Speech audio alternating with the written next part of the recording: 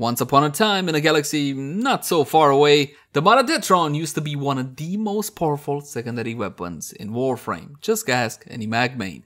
But then mainline 2020 hit, and the Tenet Detron was never the same. Here's hoping that the Tenet version can bring it back to its former glory. Hey guys, welcome back. As always, my name is Leyzar, and today we're going to be diving deeper into this secondary weapon. As per the usual, I have a cheap setup, something affordable that most Tenno should be able to build. But fear not, we also got the souped up endgame setup with prime mods, galvanized mods, arcanes, the works. And we're gonna top it all off with a touch of Warframe buffs.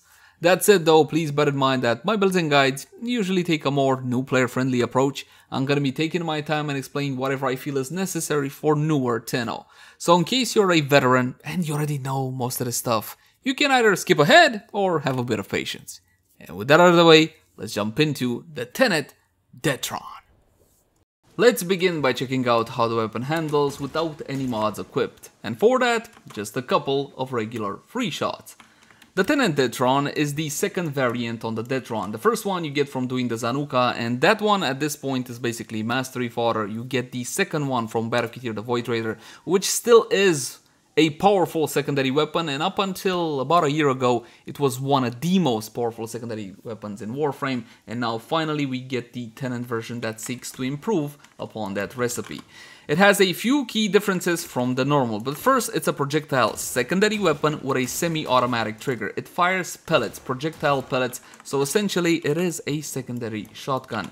Now this one also has a secondary fire mode, and if you press your secondary fire mode, the weapon fans the hammer in the same way that something like the Pandero or the Pandero Prime would work. You got a climbing recoil, but you can fight your mouse. Allow me to demonstrate. This would be normal. And if you choose to fight your mouse, then you can kind of keep it mostly in the same place. The problem with this secondary fire mode, it seems to be copy-pasted into a whole lot of new, quote-unquote, new weapons nowadays, and it doesn't really bring a whole lot to the actual weapon per se outside of the rapid fire. No bonus critical chance, critical damage, or anything of the sort. That, in terms of usability, the weapon is pretty nice, considering it is a shotgun, considering you do fire pellets, considering this is the accuracy from 15 meters away. And do you notice the recoil? Essentially no recoil whatsoever, and this would be the maximum rate of fire. One last thing that should be mentioned, the secondary fire mode will be emptying your magazine. So for example, if you just have free, you're gonna empty free. Now let's have a closer look at stats to see exactly what we're dealing with, and then we're going to talk about progenitors, what you should choose and what kind of options you're looking at. Of course, we're going to compare it to the Tenet Detron, which was the better version up until today. Accuracy is 20 instead of 13.3, and this is a secondary shotgun, therefore getting up close and personal with your targets to get the maximum amount of damage out of a single shot is somewhat required. But if the accuracy is lacking too much and I need to get in too close to my target just to make sure that all my pellets make contact, then the argument becomes, why am I not swinging a melee weapon instead? So a decent amount of accuracy is required even on shotguns. Critical chance also saw a bit of a buff, 18% instead of 8 and a 2.0x critical multiplier. Now, as a buff, this may seem like a lot, but if you are to compare to other secondary weapons of this caliber, it's really not all that much. On the plus side, a crit build on a Detron is finally viable. Fully viable, that is. In a puzzling decision, Digital Extremes decided to nerf the fall-off. Why, I have no idea. If you are to use lethal momentum on the Tenet Detron, then basically you're gonna get 18 to 30 meters, essentially the normal fall off of the Detron. I honestly don't understand why they saw the need to nerf this one, but there you go. It's not the only nerf. Magazine down to 6 from 8, but on the plus side you get 10 pellets instead of 7, which is a pretty big buff, but they did reduce the status per projectile to 10% instead of 13.7. Now the reload is basically the same, even though this one appears with red. I'm assuming this one was 1.01 or something of the sort. Damage might seem a bit lower, 286 instead of 320 on the Mara version, but keep in mind, this being a sister weapon, you get up to 60% extra damage on an element of your choosing. Now of course you can't have any element. For example, there is no slash progenitor because we would just all probably go for slash. The buff itself, it's on the mech side. Honestly, it's on the mech side. They needed to do a bit more with a crit chance. They should have left the fall off alone and even the magazine, but more on that later.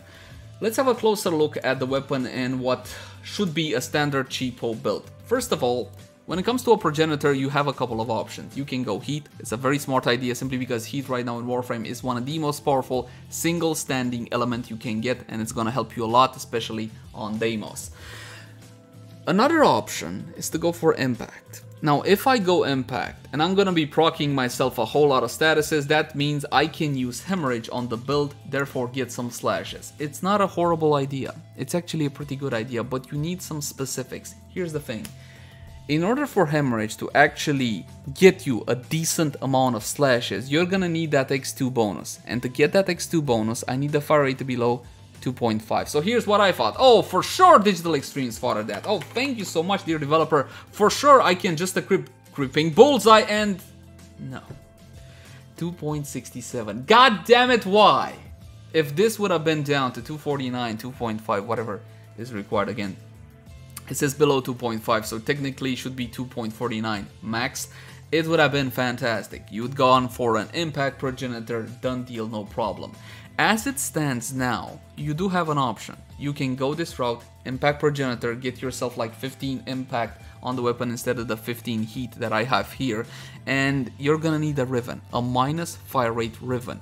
It's not gonna be that bad, especially considering the secondary fire mode of the weapon, especially considering this is a shot-by-shot weapon, so if you really need slash, you can go for hemorrhage, Creeping Bullseye, which you should really use anyway, and a minus fire rate Riven. It is definitely doable, and it should work a treat.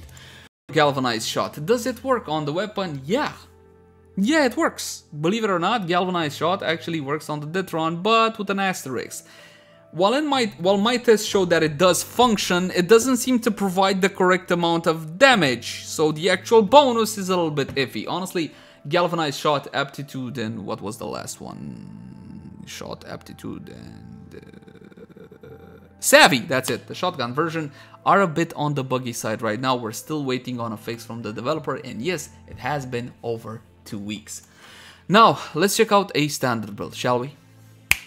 Cheapo, average, ordinary mods, Hornet Strike for damage, as well as Magnum Force, multi-shot with barrel diffusion, critical chance, critical damage, we're gonna get through Creeping Bullseye and Target Cracker.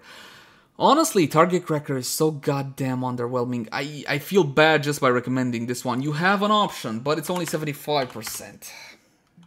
Sharpen Bullets. It's an on-kill when aiming 9 seconds. It's not horrible. It's not as bad as Galvanized Crosshairs, for example, when it comes to actually getting and sustaining the buff. This is more reliable. When it comes to crit chance, thankfully they did buff the minus fire rate moss. 200% crit chance on a secondary is huge. It's almost on par. Well, it is better than Prime Pistol Gambit when it comes to the critical chance value, but it does take away 20% of the fire rate. It's gonna be an argument between these two. Honestly, it's up to you which one you choose. It's not a huge difference. For me, I didn't feel that the negative fire rate actually hindered my gameplay, so in this case, I would go with Creeping Bullseye over Prime Pistol Gambit.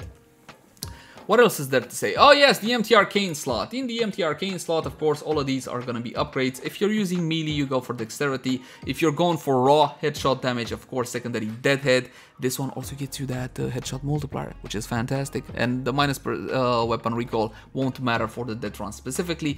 But if you wanna go for the safe route and you don't wanna worry about headshot kills and so on and so forth, then you go with Merciless. Especially if you wanna go impact and slash, again, Merciless. Let's test out the build, and then we're gonna talk a bit more about options for this one. But that's kinda it. This is a pretty much raw damage approach for the Detron. You can go through impact if you so desire, but 2, 3, 4 to kill off one high level target. Now that's definitely not terrible, and if you're into the secondary fire mode, boom. You know what? You can just use this one from target to target simply because the reload is fast at a single second, so you can go this route if you so desire. Try to fight your mouse a little bit, start from the torso of an enemy, then let it climb up a little bit as you fight your mouse or your controller, so it would be something like this. Again, it does kinda wiggle a little bit, but there's nothing you can handle, right? What else is there to say? We can talk a bit more regarding the progenitors, but honestly this is it. You got 3 elements, and when you're going to a maxed out setup, you're gonna be using Galvanized Shot. Even though it doesn't function exactly the way it's supposed to right now, it will eventually get fixed. I hope. And then Galvanized Shot essentially outpaces Hornet Strike really easily, as long as you manage to keep those buffs up. And again, this is something when you're doing super high level content, I wouldn't use Galvanized Shot in, I don't know, sortie, free, nah, why would you even bother? And most players in Warframe are never gonna see level 1000, 2000, 3000 targets, and even if you were, this is not the ideal secondary to bring against them, so there you go. I'm not trying to be negative, but this is simply the state of the Tenet Detron right now.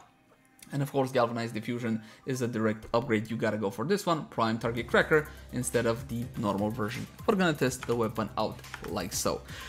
You can go for Magnetic as well. You're still gonna have free elements, but if you go for Magnetic on the weapon, you can make yourself Radiation, the base Radiation. You can have Heat, Corrosive, and Magnetic. Wow, that would be amazing, right? Especially for Galvanized Shot. Do you need that kind of power? No, not really. As you can see, the weapon packs one hell of a punch. Doesn't have any area of effect, which can be an issue for a weapon of this caliber. You can always add on some punch through. But you see, you add on some punch through at the cost of something else. Is it worth it? Or is it not worth it? Well, that is entirely up to you. Now I got my stacks up a little bit. We can go shot by shot just so you can see how much damage the weapon does. So the first one is not going to be that big of a deal, but the second one is going to do a whole lot more damage for obvious reasons.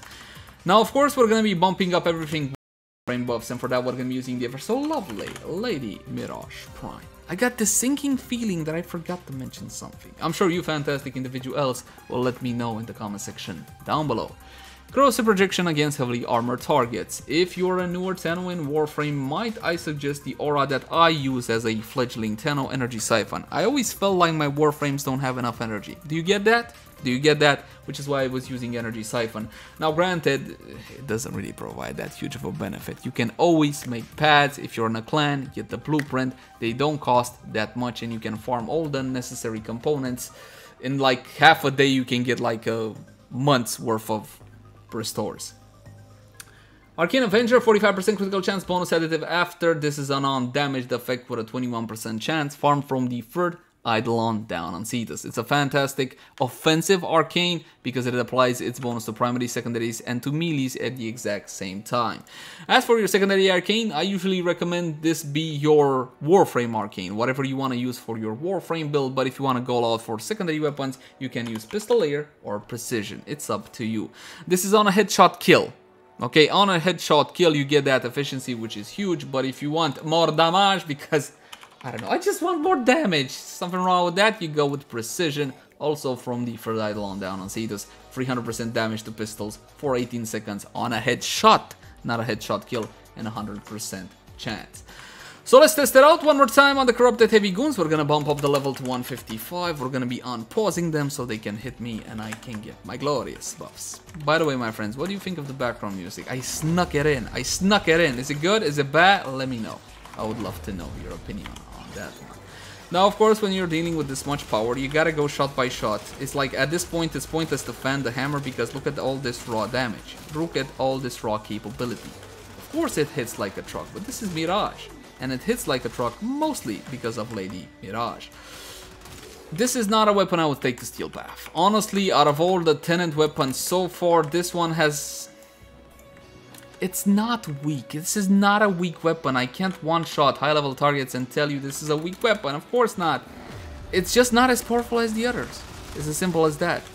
It's still worth building. Definitely build the Tenet Detron, but if you're into Steel Path, I would look somewhere else. Hey, did you guys see the Tenet Diplos? Now that one really packs a punch. Link the cards right now. As always, my name has been Leyzar. Thank you guys so much for watching. Like, favorite, share, and subscribe if you enjoy the content. And if you got any sorts of feedback for me, by all means, my friends, let me know in the comment section down below. Also in the comment section down below if you want to suggest any particular type of content. Now, in all honesty, I can't exactly promise you that it'll be done by next time, or even within a week, because sometimes these things take a while to make, but what I can promise you, I will be reading through each and every comment. You can also find me on Twitch, Facebook, Twitter, all the usual places. And if you love the content, consider supporting us via Patreon. Link the cards right now. Until next time, my friends. Bye-bye.